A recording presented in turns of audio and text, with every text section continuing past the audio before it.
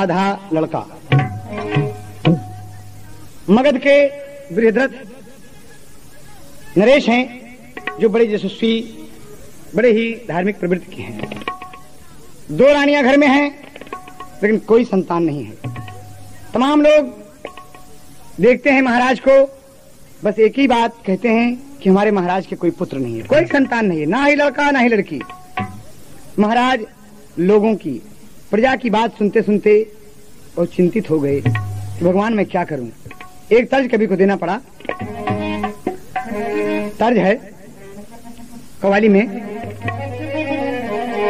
प्यार के मोड़ पर मिल गए हो अगर, प्यार के मोड़ पर मिल गए हो अगर, रोज मिलने मिलाने का वादा करो। प्यार के मोड़ पर मिल गए हो अगर, प्यार के मोड़ पर मिल गए हो अगर, रोज मिलने मिलाने का वादा करो।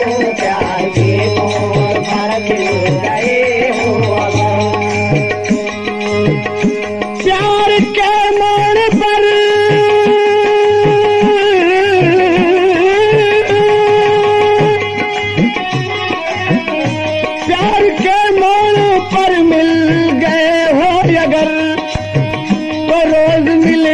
मिलाने का वादा करो। आ गए हो तो आ गए हो तो जाने की जिद ना करो। आ गए हो तो जाने की जिद ना करो। आ गए हो तो जाने की जिद ना करो। जा रहे हो तो आने का वादा करो। आ गए हो तो जाने की जिद ना करो।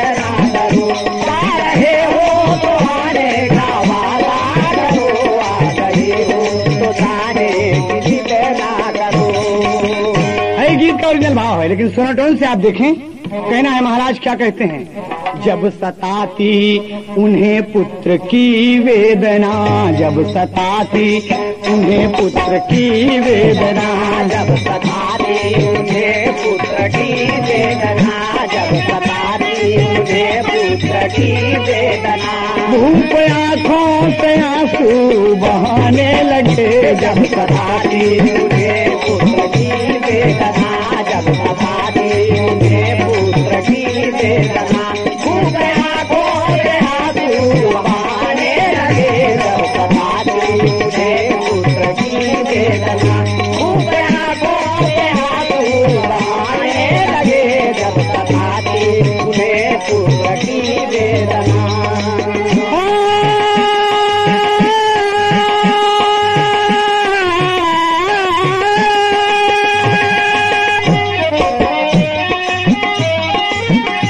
जब सताती उन्हें पुत्र की वेदना। भूप आंखों से आंसू बहाने लगे, हाँ बहाने लगे।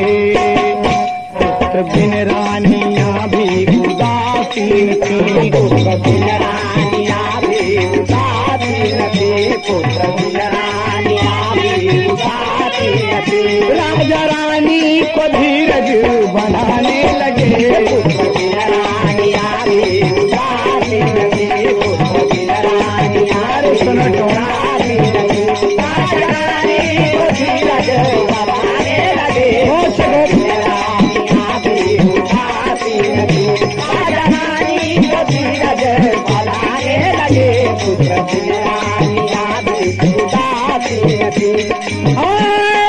महाराज कहते हैं, रानियों को धीरज बढ़ाकर कहते हैं कि सुनो मेरी पठानियों, सुनो मेरी बात। दोनों रानियों से चिंता की बात न करिए, जो होनी है वो होती, शोकाकुल दोनों रानी, आंखों से टपकते मोती। राजा बन चले गए हैं, करने को तपस्या भारी, तप भूप का रंग दिखाया, बोले हैं सुदर्शन धारी। महाराज लग रहे मास्टर, वन को चले गए हैं, पुत्र बिना जीना बेकार है। वन में हरिओम हरिओम, ओम नमो भगवते वासुदेवाय, ओम नमो भगवते वासुदेवाय 12 अक्षर मंत्र का जाप कर रहे हैं बाबूजी। भगवान का आसन ढुल गया, उनकी तपस्या से वर्षों गुजर गए और एक दिन भगवान की प्रेरणा से उसी रास्ते से कौन गुजरते हैं? चंड कौशिक मुनि आए झट सामने, सुन के नृप की कहानी चकित रह गए। चंड कौशिक मुनि आए झट सामने, सुन के नृप की कहानी चकित रह गए।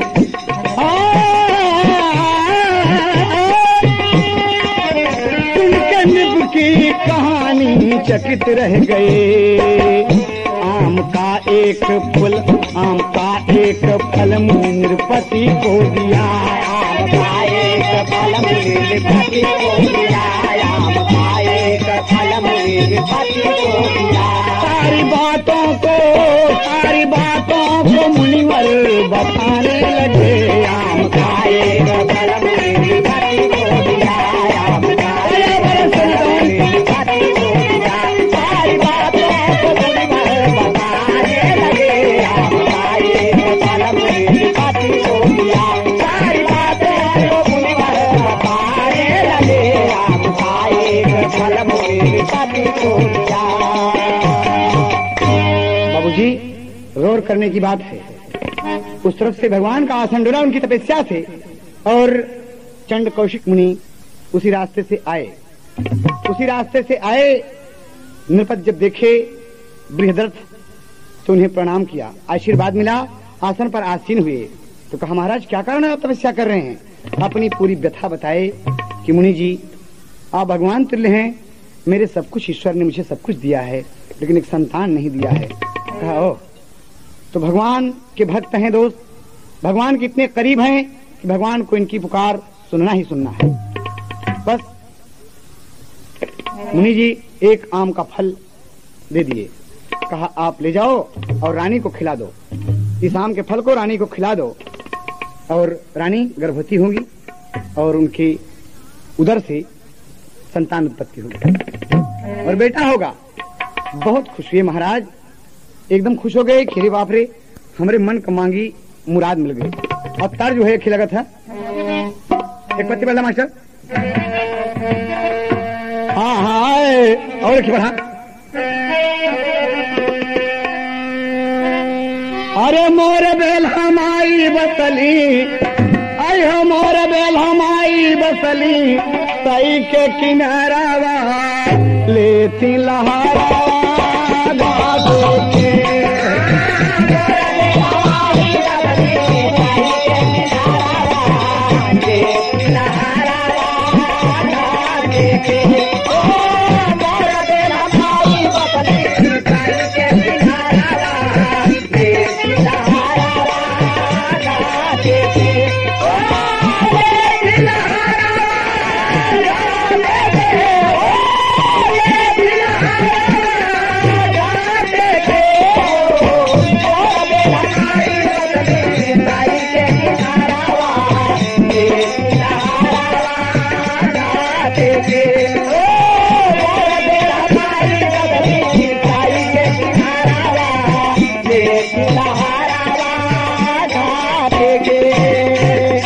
जी, ये तो तर्ज का ओरिजिनल बोल है, लेकिन महाराज जब फल पाए तो बहुत खुशी हुई। हाँ, अरे राजा अपने मानावा में खुशियां मनावे, आवे महाराज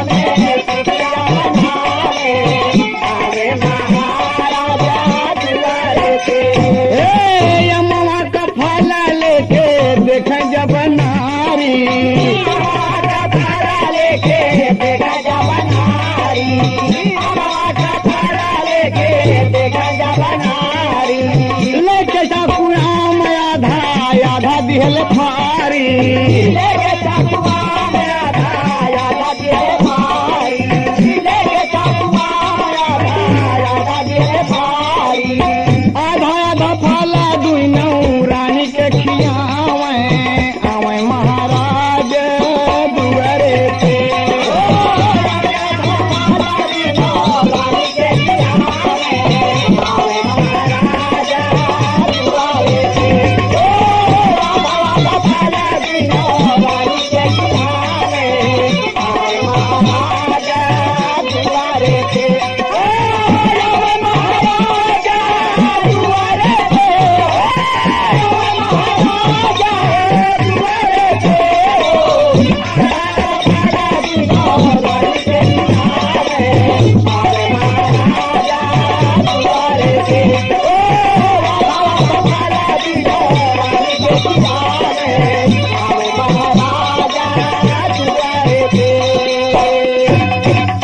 बाबूजी महाराज रानियों के प्रेम में एकदम पागल से होकर दोनों रानियां बैठी हैं और फल लेकर क्या कहते हैं कि यहाँ आओ, मुनि का आशीर्वाद है, ये फल है, इसे खाओगी तुम गर्भवती होगी।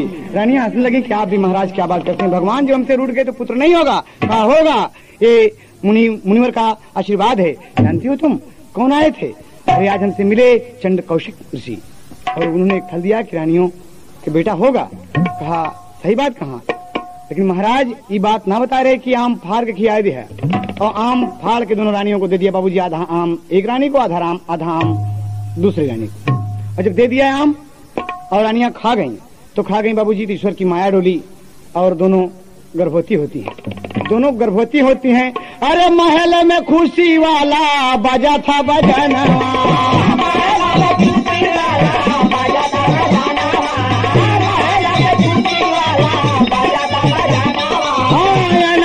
सोनवा बाबू लुटे लाल पानवा,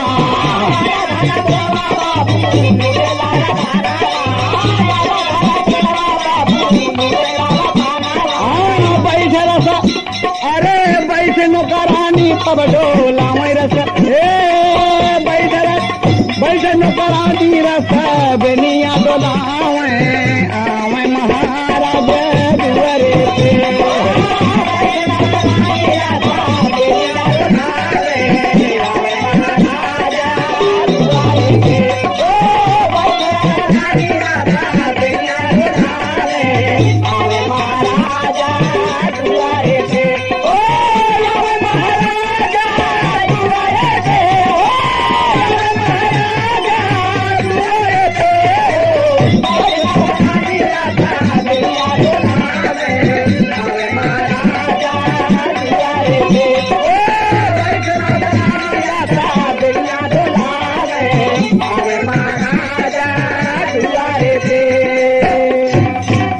महाराज भी खुशी मनाते हैं। वक्त करीब होता गया बाबूजी, एकदम 9 महीना चल रहा है। राजा खुशी मनाते हैं और क्या कहते हैं बाबूजी कि हमारे ऊपर तो खुश है गो सैया बा, हमारी दुल्हन के लड़का हो वैया बा,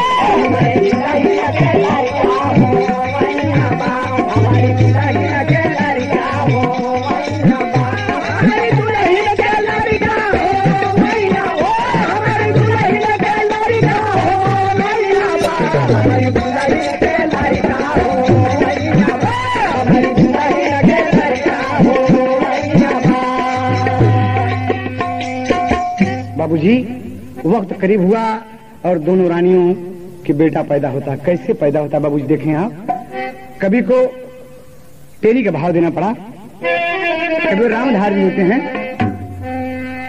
बच्चा जब पैदा होता है दोस्त, विचित्र बात आपको सोनोटोन कैसेट कंपनी से मिल रही है। अरे खिलावैया आधा आधा लड़का, अरे खिलावैया आधा आधा बेटावा, अरे फाल फल दिया नृपद जी बड़ी, अरे फाल फल दिया नृपद जी बड़ी, उधर में बाधा खिलावैया आधा आधा लड़का।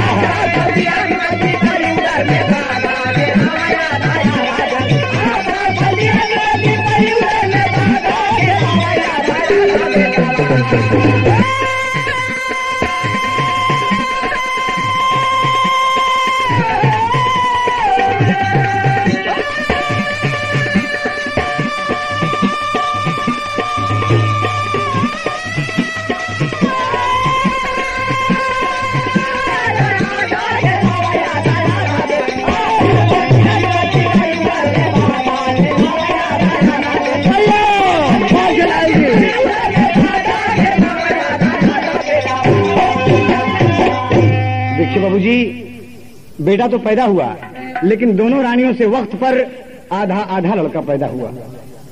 लड़का आधा है हर से और आधा है हर से। बड़ी विचित्र बात देखें आप। ओके, आधा सर, आधी नाक, आधी आंख, आधा मुंह, पूरा एक अंग उसका आधा है। दोनों रानियां देखती हैं तो बच्चा ये कैसे पैदा हुआ, विचित्र बात है, और सोचते हैं कि इससे अच्छा तो बच्चा नहीं होता तो बेहतर था।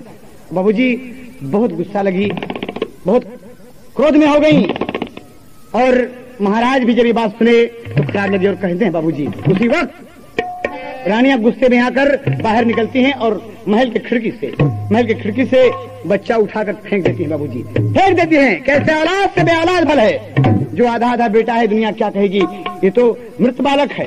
बाबूजी मान से किलो थोड़े को जब फेंक देती हैं तो एक विचित्र बात होती है। अब तार जो है मास्टर कि के हो सीता के मैया, एक पढ़ी लिखी औरत अपने पढ़े लिखे मर्द से कहा था कि एक सवाल पूछी जवाब देगा। कहीं बोला बाबा के बिटिया कहा जात हो, कहें के हो सीता के मैया, अरे के हो लागे भाई, के हो भतीजा कहावा, के हो भतीजा कहावा, और के हो रहा जसगा, के हो भतीजा कहावा।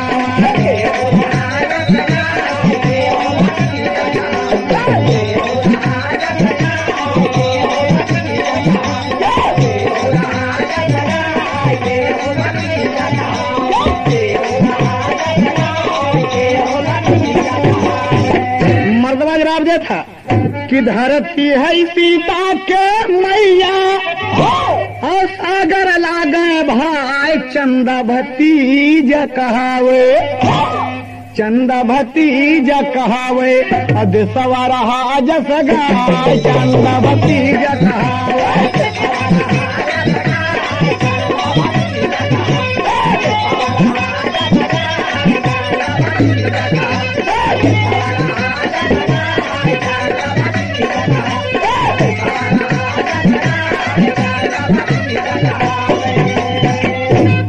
लड़का बहाई दिहली, अरे रानी पाछवार, एक ठिरछसनी आई, अरे एक ठिरछसनी आई, मनवा मकरल विचार, एक ठिरछसनी आई।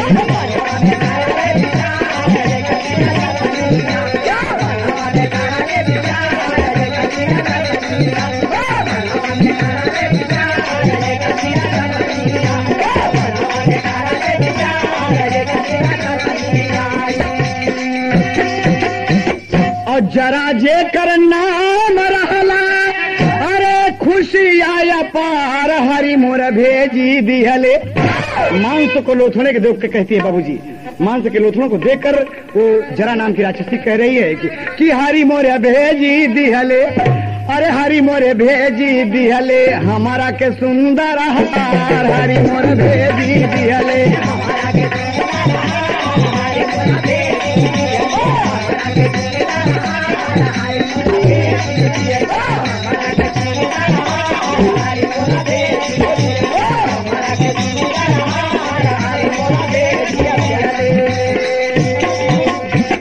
और बाबूजी मारे खुशी में फूली नहीं समाई, और दोनों हाथ से मांस के लोथड़े को दोनों बेटों को उठा लिया, आधा आधा लड़का, और उठा के सोचे घर ले जाके के अपने, और बैठ के प्रेम से ही बच्चे का मांस खूब जी भर के खा।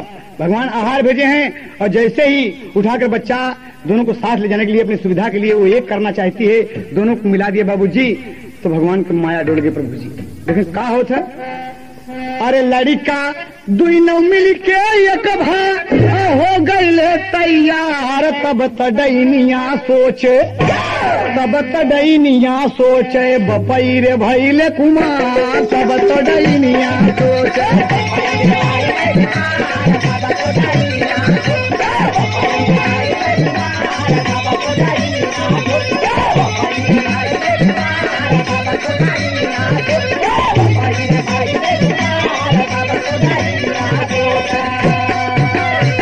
बाबूजी बड़ी खुश हुई कि तो महाराज बृहद्रथ काल का है। रानिया ने इसे फेंक दिया था, लोग लाज कारण के आधा आधा बेटा हम क्या करेंगे, भगवान की इसी माया कि हमारे मिलाने से एक हो गया। एक हो गया, तब इस बच्चे को हम रानी को सौंपेंगे, महाराज को देंगे और कुछ पुरस्कार पाएंगे। बाबूजी बच्चा जीवित हो गया और हाथ पकड़ा के महल में जब आती है रानी क्रूप चेहरा लिए, रानियां डर गई। कहा डरिए नहीं महारानी, नहीं डरिए, नहीं डरिए, मैं आपके उपकार हेतु आई हूँ। मैंने तो कुछ सोचा था, मैं भूखी बहुत हूँ माँ, तुम रानी माँ हो, और ये रहा तुम्हारा बच्चा जिसे आप पीछे फेंक दिए थे, आधा आधा दोनों बच्चा था, हमने मिला दिया और एक हो गया। कहाँ कहाँ? तो डैनिया खुशी हो के जरा नाम की राक्षसी क्या कह रही है कि आप ललना खिलावा महारानी,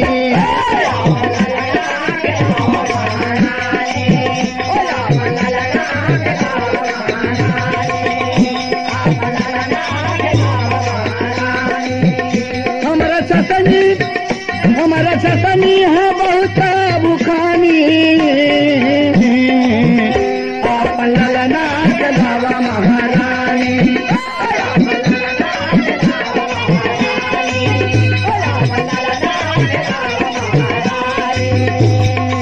लड़के का नाम जरा सिंधुभा बिरनवा, लड़के का नाम जरा सिंधुभा बिरनवा, पूरा नगर में बजेला बजनवा।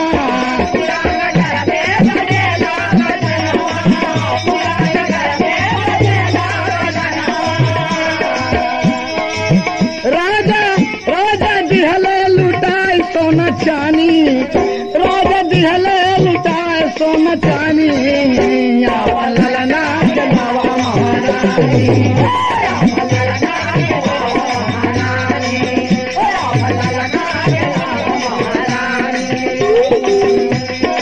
कहना है बाबू जी, गौर करने की बात है। तमाम खुशियां छाई, द्वारे पे राजा के खोला सोहरवा, द्वारे पे राजा के खोला सोहरवा, रानी का उड़ी उड़ी जाला चरवा।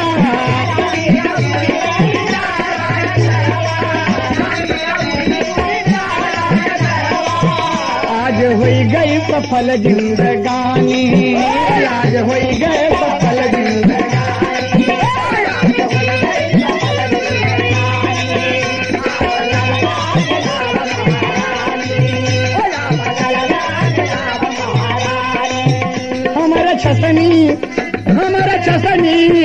हमारा चसनी है बहुत है बुखानी, आप ललना खिलावा महारानी।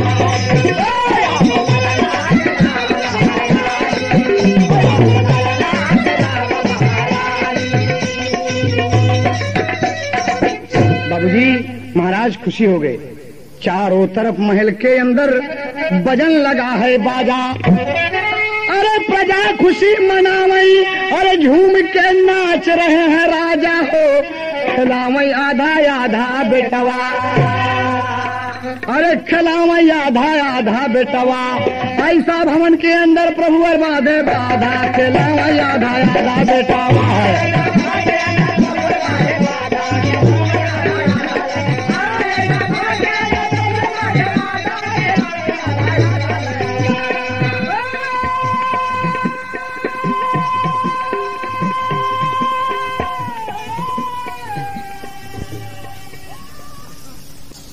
बात यह है कि राजा बृहदर्थ को जब ये बेटा मिला जरासंध, जब जरासंध मिला तो बहुत खुश हुए और धीरे धीरे ये बढ़ने लगा।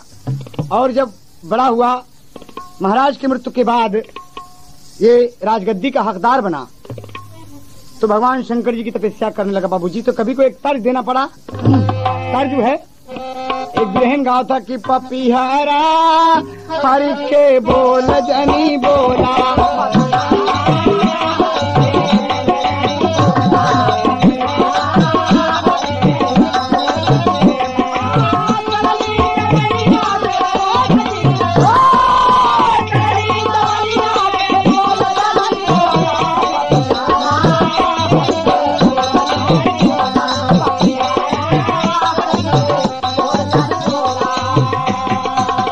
हमार देखा ही हमारा ओरिजिनल का कहना है कि बदल दिया हम कि बलमा हो कबलई जई ब्याडोला,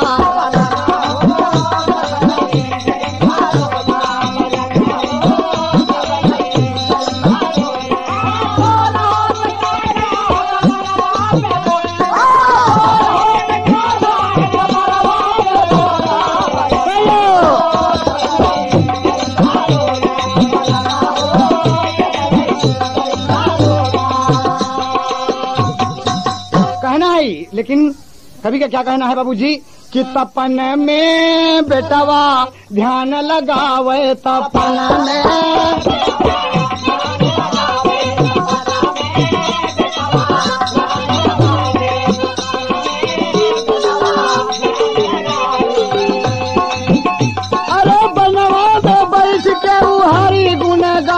तपन में बेटवा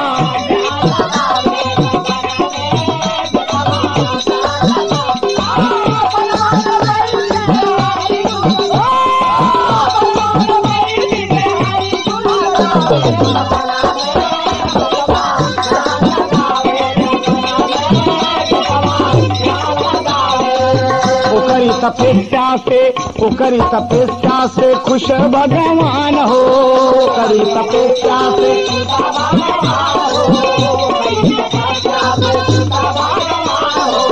आए जहाँ पे जरा सिंधु बलवान हो, आए वहाँ पे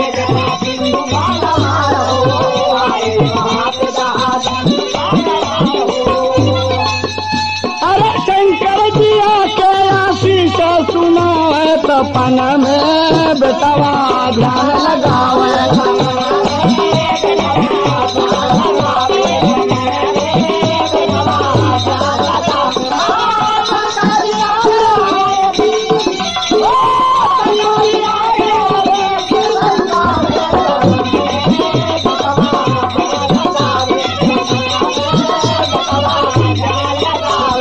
जरा सिंधु भोला का छुअले चरणवा, जरा सिंधु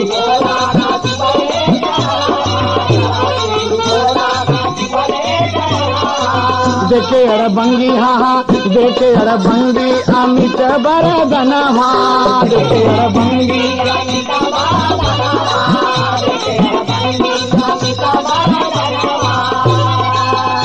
अरे गली गली तोहरा पता खलहरावे, तपन में बेटवा ध्यान लगा।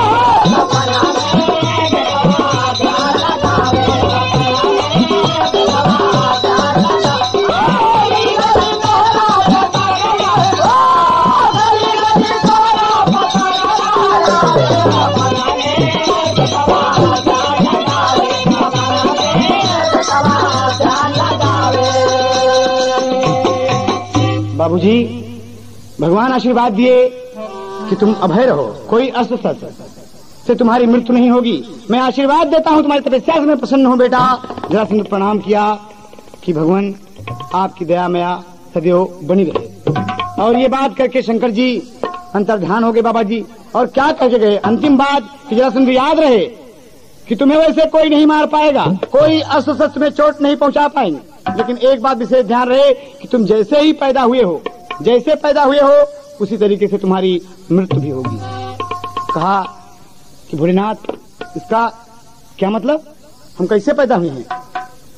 कहा तू दुई माई से आधा आधा तनवा, तू दुई माई से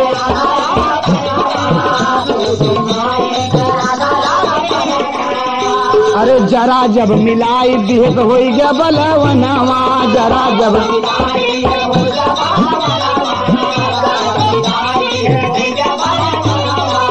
जरा जब मिलाई दिहे तो होई गया बल।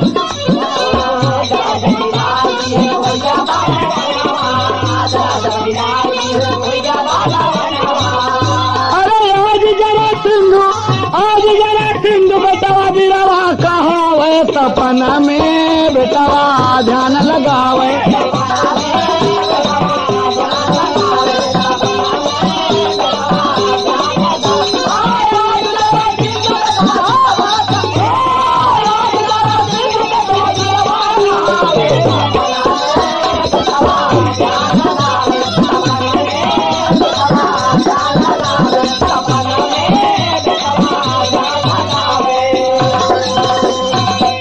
बाबूजी गौर करने की बात है, भगवान चले गए, जरासंध तपस्या पाकर गर्वीला और जोशीला हो गया और दहाड़ कर कहता है, विश्व विजयी का ख्वाब देखता है कि मेरे मुकाबले दुनिया में कोई नहीं है, नहीं है। बाबूजी ललकार के तमाम राजाओं को बंदी बना लेता है और इस तरफ धर्मराज इंद्रप्रस्थ में, धर्मराज युधिष्ठिर जी इंद्रप्रस्थ में राजसूय यज्ञ कराते हैं, यज्ञ जाते हैं और बाबूजी ये खबर मिलती है कि जरासंधु बहुत ही बलवान है, बहुत ही बलवान है।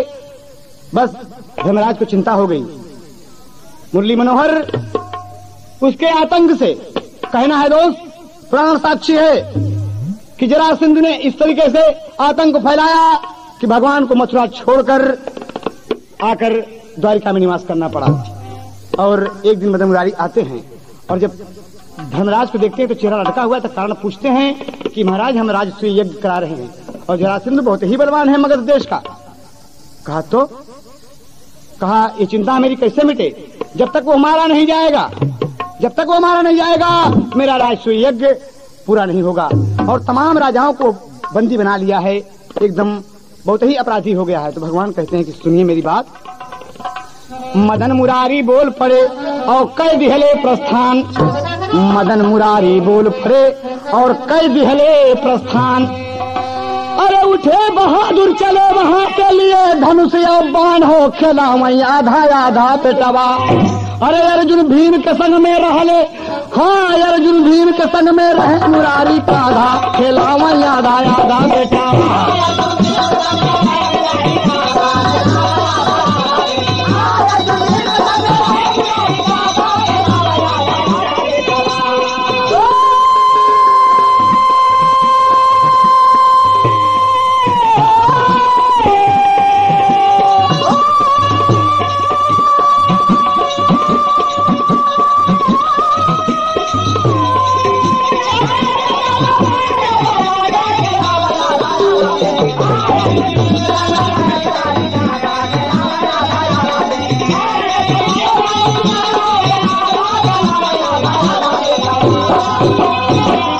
बाबूजी ये तीनों जन भीम, अर्जुन, मदन मुरारी, श्री कृष्ण जी छद्म वेश में वेश बना दिया, अपना बदल दिया और ब्राह्मण रूप में बाबूजी जरासंधु के दरबार में उपस्थित होते हैं मगध देश में। और गुप्त रास्ते से ब्राह्मण वेश में दरबार में उपस्थित हुए। दरबार में जब उपस्थित हुए और जरासंधु से जब मुलाकात होती है बाबूजी तो सबको ब्राह्मण के नाते प्रणाम किया और आशीर्वाद मिला। लेकिन जरासंधु कहता क्या बाबूजी, एक ही तर्ज लग गए, तर्ज उहे मास्टर एक ही पतो सागर नहाए गए। लौट के जब वहां से आए तो बड़े उदास बाबा कहा थी कि कस बिटिया कहा हुआ, कहे बड़े उदास हो, तो चेहरा कहाँ लटकल बा? बाबा का बताई? बोला कहे डरा तो बोला ना, कहें बाबा बताई के हाँ कहन आज हम नहाई गईले, अरे बाबा के सगरवा हो, आज हम नहाई गईले, अरे बाबा के सगरवा हो, सगरे मझूलनी हेराई गईली हे बाबा।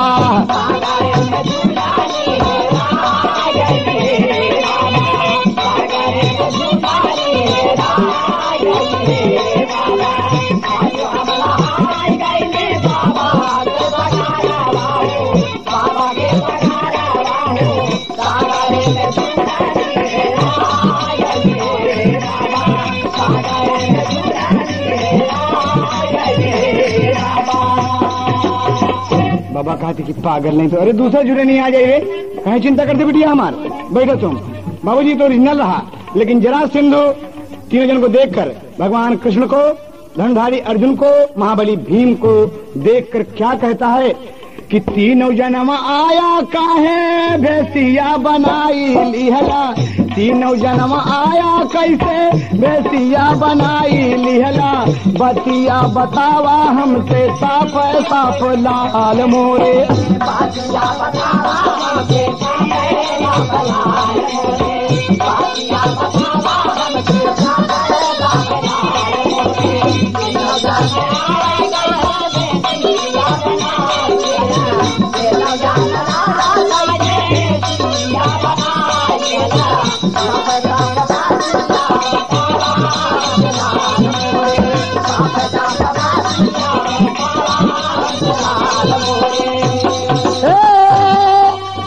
बोले भगवान हमना, अरे हई हो बभनवा, हम हई छत्री देखा लिए धनु बनवा।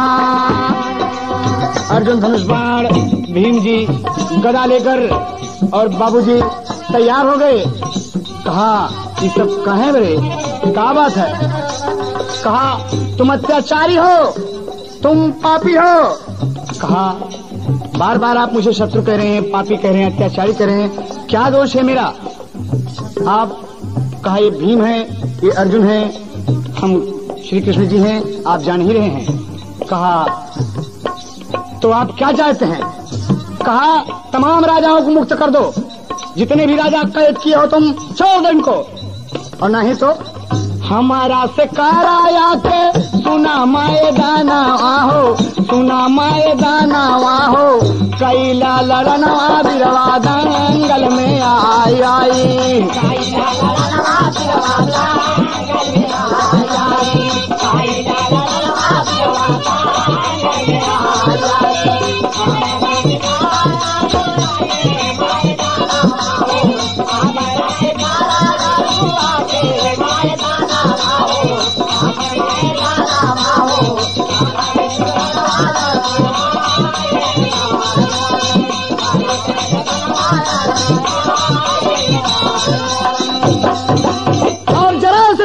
कहता है कि याद रखो मदन मुरारी, मैं आपका शत्रु नहीं हूँ, और कहना है हमार कि अगर आप मुझसे युद्ध करना चाहते हैं तो लड़ाई होगी होगी।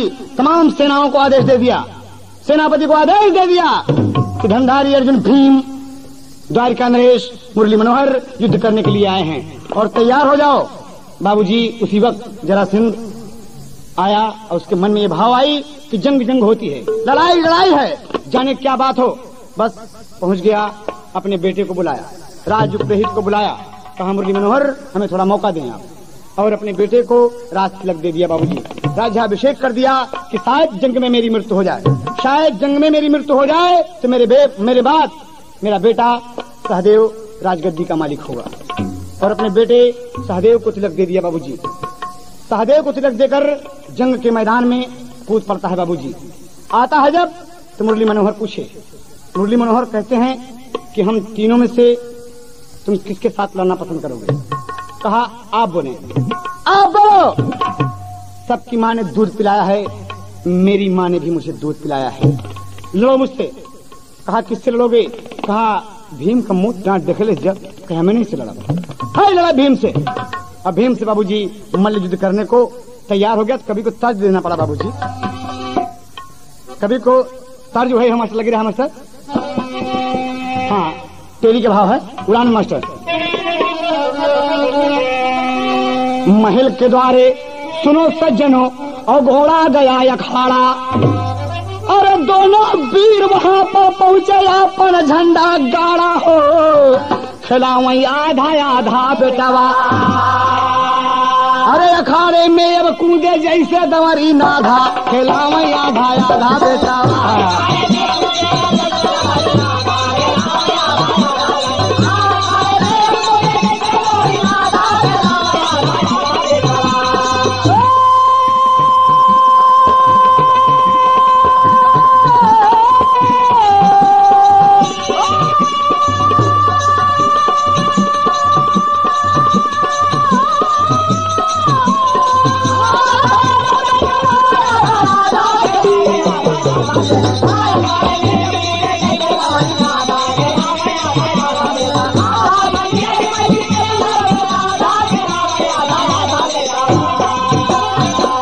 अरे लड़ाई लागे दुहिनौ बलवनवा हो, अरे लड़ाई लागे दुहिनौ बलवनवा हो, गगनवा में छाई गईली बदरी।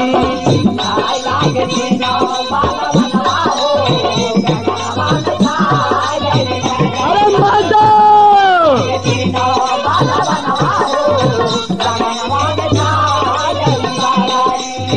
छाई गईली बदरी, छाई गईली बदरी, गगनमा में छाई गईली बदरी।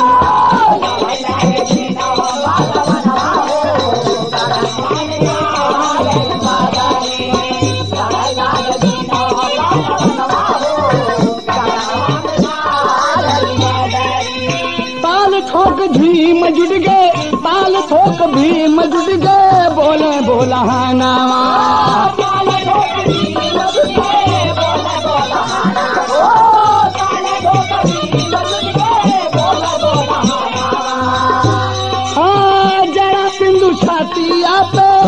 का बलवना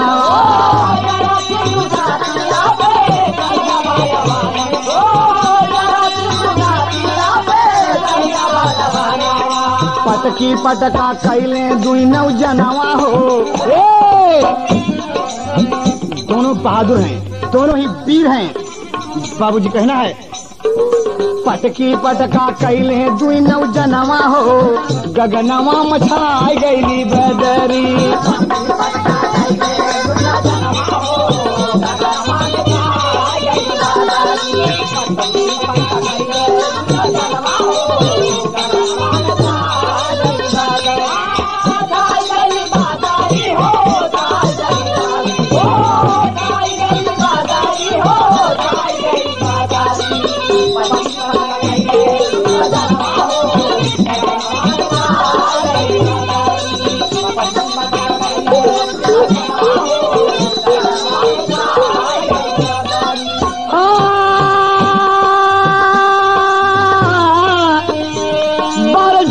बहादुर जो दो माँ से पैदा हुआ बाबूजी, आधा आधा बेटा पैदा हुआ, कितना बड़ा बहादुर है ये।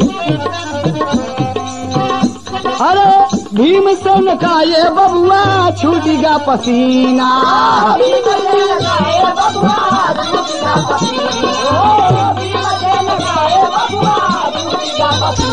आधा आधा बेटवा देखा लड़ेला नगीना।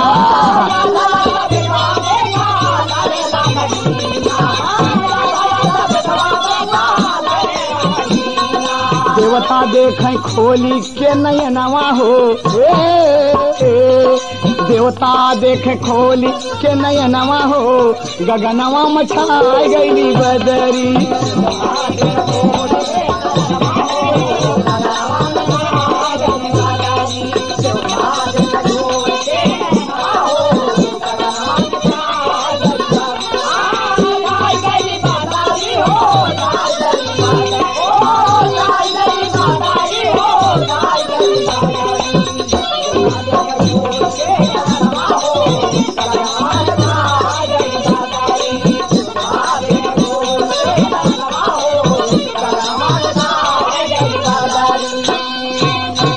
बाबूजी कभी को दो लाइन आल्हा का भाव देना पड़ा। कहना है लड़ाई हो रही है जरासंध और भीम के बीच में, अखाड़ा गोला गया बाबूजी, और तमाम दर्शक देख रहे हैं कि दो माँ के जाए बेटे आज जरासंध और भीम युद्ध मैदान में मल्ल युद्ध कर रहे हैं बाबूजी। अब कहा है अरे ऐसी हो लड़ैया होला, टेबल के बत्ती मास्टर।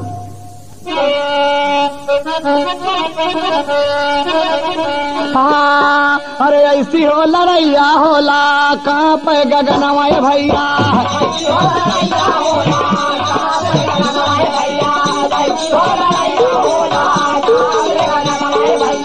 देखी कई बाबू तीनों लोग सर्रा,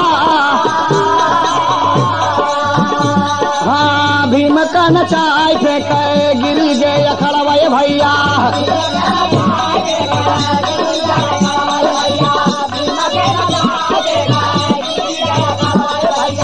अर्जुन मुरारी जी से बोला दिल खा, हमारे वीरानवा का ले है परनवा भैया।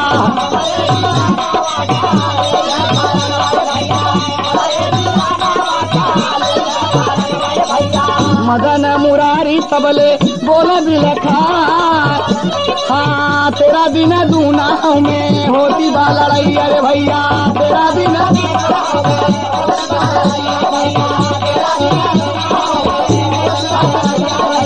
देखे वाले बबुआ सब गले उबिया, भीम जी निहारा खड़ा अर्जुन बिना नवा उनके।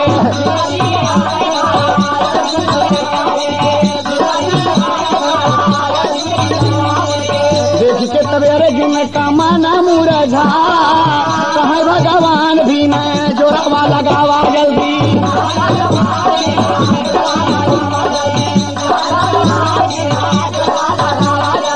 तोरो महातारी हवे दूधवा पिया, भीम के तो क्रोध छाया सोचे अपने मनवा भैया।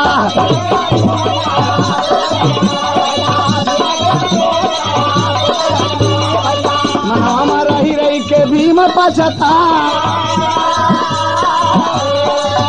अरे तेरा दिल लड़ैया में पार नहीं पावे, तेरा दिल लड़ैया में पार नहीं पावे। 14वां दिन बबुआ गयल जब कीरा,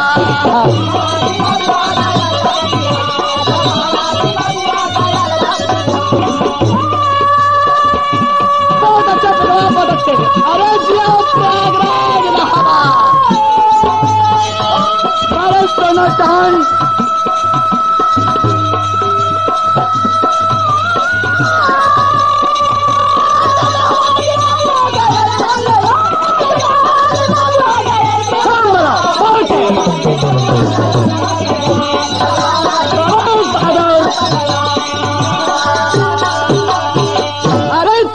लड़ाई हुई, पार नहीं मिलता बाबूजी। और 14वां दिन जब आया तो अर्जुन सोच रहे हैं कि हमारे भाई को प्राप्त कर देगा। तो मदन मुरारी कहते हैं कि लगाओ ताकत, अपन लगाओ ताकत। और याद रहे भगवान इशारा करते हैं दो भाग में कि ये 2 माह से पैदा हुआ है और जब तक इसे तुम बीच से फाड़ नहीं दोगे ये मरेगा नहीं। तुम जैसे हजारों भीम इस धरती पे पैदा हो और लड़ते रहे, जरा से उनसे पार नहीं पाएंगे।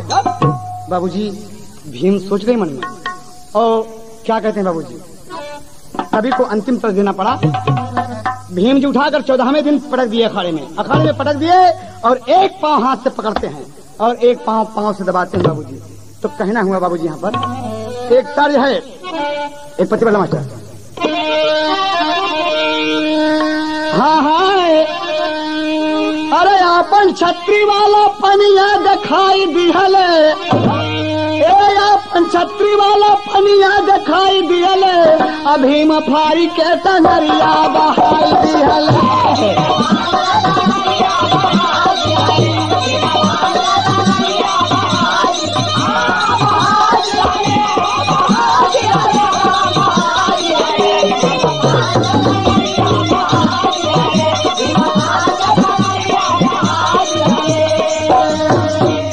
बाबूजी गौर करने की बात है, एक टांग नीचे और एक टांग ऊपर पकड़कर भीम फाड़कर फेंक दिया। अब क्या कहते हैं कि बोलो कृष्ण भगवान की। बाबूजी जरासंध का उन्हें पर अंत हो गया।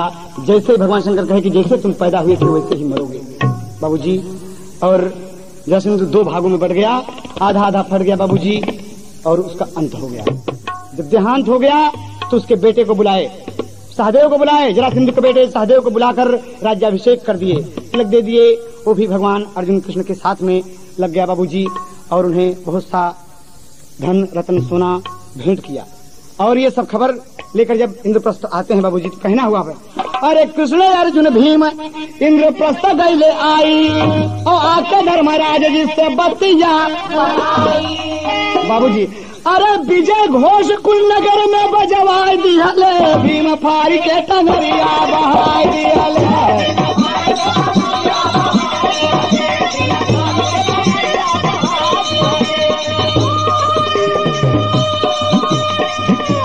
अरे जिला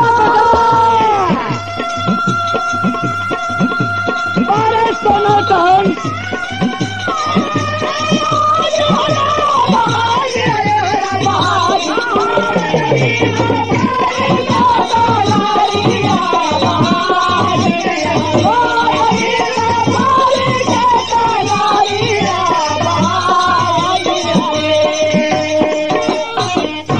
जरासंध का अंत संत श्री गीतानंद पुकारे।